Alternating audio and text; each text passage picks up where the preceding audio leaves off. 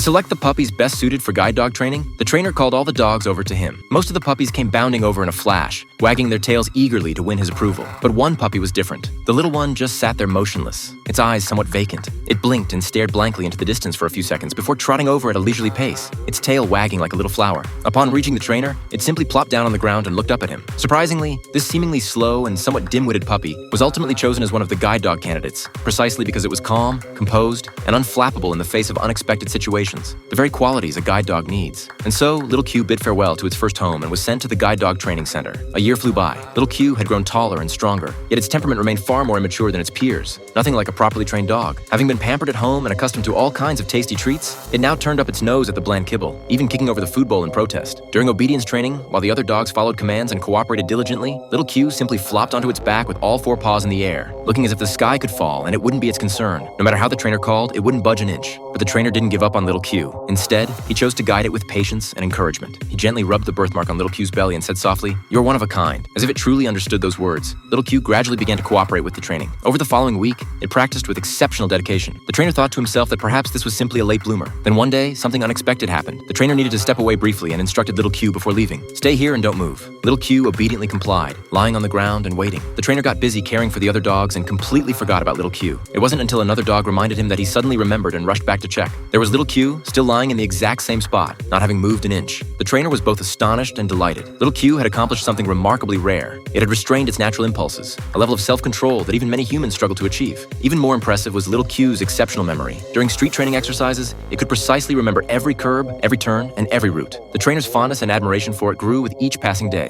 Finally, the day of the ultimate guide dog certification arrived. The moment the starting gun fired, most of the dogs panicked. Some barked incessantly, others scattered in all directions. Only Little Q remained calm and composed, sitting quietly in place. In that single moment, the outcome was decided. Little Q became the first dog to officially pass the certification that day. Soon after, it was assigned to a blind owner and embarked on an entirely new mission. But as with all beginnings, the road to harmony between master and dog was far from smooth. The owner's movements were stiff and hesitant. Every step was taken with extreme caution. He had not yet fully placed his trust in Little Q. Gradually, on familiar streets, the owner began to relax somewhat. But when a truck suddenly roared past, the deafening noise made him tremble and break into a cold sweat. On another occasion, they encountered an obstacle. Little Q stopped in time to alert him, but the owner insisted on pressing forward and tripped. Not only did he fail to appreciate Little Q's good intentions, but he also blamed Little Q for making him fall.